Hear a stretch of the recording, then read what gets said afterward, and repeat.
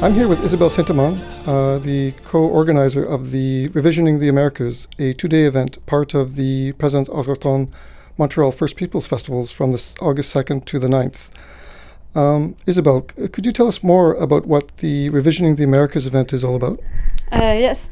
So it's actually a conference, like you said, a two-day conference, and it's about making a meeting space for filmmakers that are taking part in the festival, and also scholars that are interested in Indigenous cinema, and anybody else who's interested in Indigenous cinema. So we have 2 days of discussions with different professionals in Indigenous cinema, and we have different discussions going depending on each year's guest, and we've been doing this year is the third year.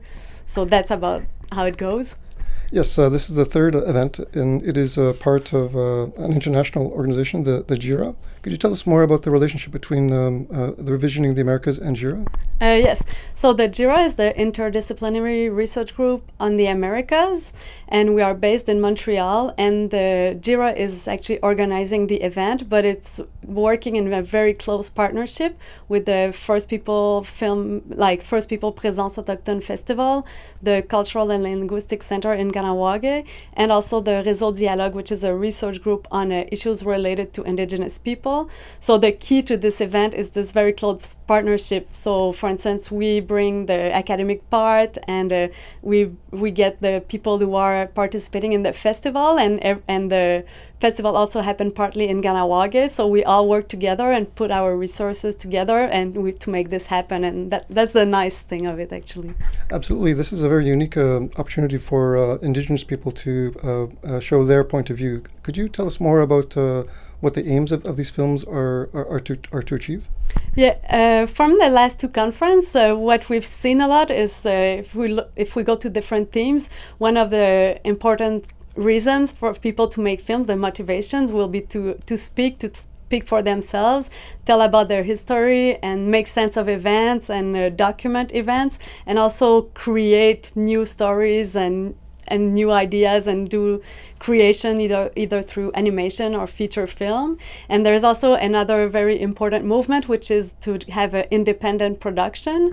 So people, for instance, we had Laura Milliken from Big Soul Productions, and she really talked a lot about how she works in producing movies, and how it's important for her to do formation of the youth, and how it's important to have their own criteria and put out their movies and do the distribution and all this.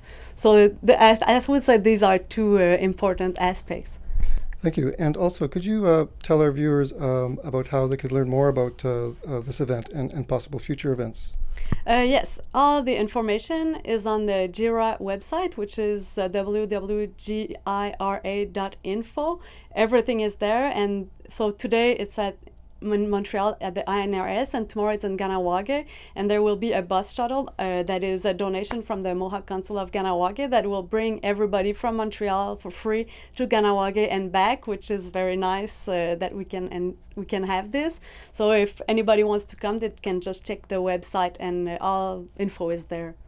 Thank you for your time, Isabelle.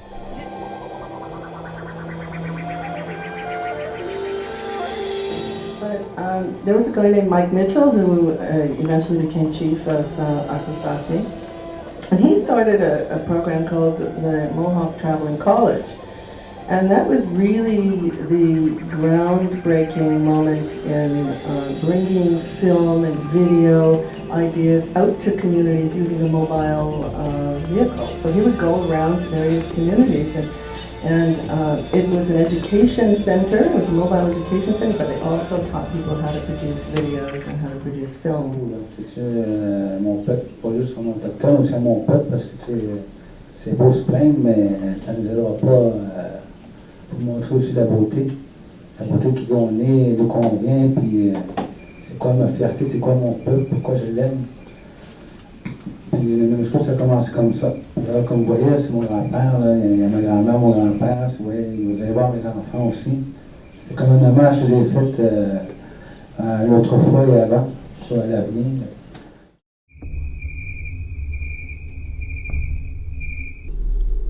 La même où mes grands-pères vécurent. Villages and going to the cities and changing their lives, and and they start to make films about that subjects, and they start to in some way like to visit, they start to go to festivals, people start to be interested in their films. I mean, it's a long story, but the thing is, these people, they are not living today in their communities. And I mean, it's a little ironic because their films talk about the problem of leaving your place, and some of them making the film about that.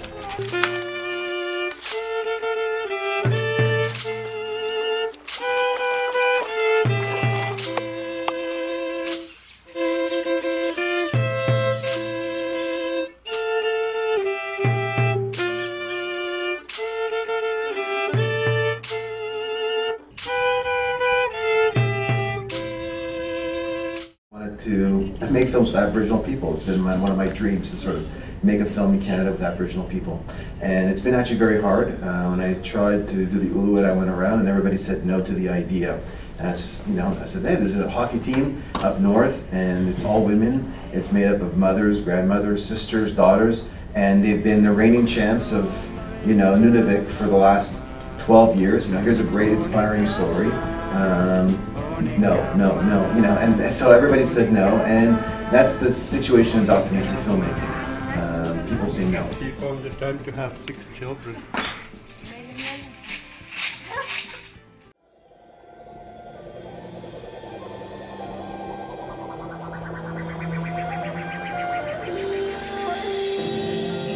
They can hear their language. I get so much pride from turning on ABTN and hearing our language. And ABTN requires the subtitles be on, so you're hearing it, but you're able to read in English when it is. And I think it could be it's a really good learning tool. How do you deal with the emotion and stuff that you go through when you make the films, and like how does that impact you? Well, for my first solo film, I ended up having to go into therapy for 2 years because of all the different emotions going through me at the time. And a lot of it, one had to do with, the responsibility of telling a story so close to home. But another two had to deal with my own fear of failure and the creative process and making mistakes. And I mean, I did not want to make mistakes. I didn't want to fail. I wanted to be a filmmaker since I was 12 years old. With all my films, my goal is to provoke thought, provoke feeling, and then ideally to provoke conversations. All of my films have dealt with issues. They're all issue heavy, and these are issues that I think we need to talk about. I think there are things that we're not talking about enough. So youth and adults. I mean, I hope that it gets people thinking about these specific things and talking with their friends, talking with their family, what have you. But feeling like that this is something that they can have an influence on. Filmmaking is not like a 9-to-5 job, right? It's something that's always percolating in your mind. You're always thinking about the story. You're always thinking about the people involved in the story you're telling. Documentary, it's real people, real lives. You never know when you're going to film again. It's very chaotic because you're dealing with real life. And the edit process, I mean, it's just with me all the time.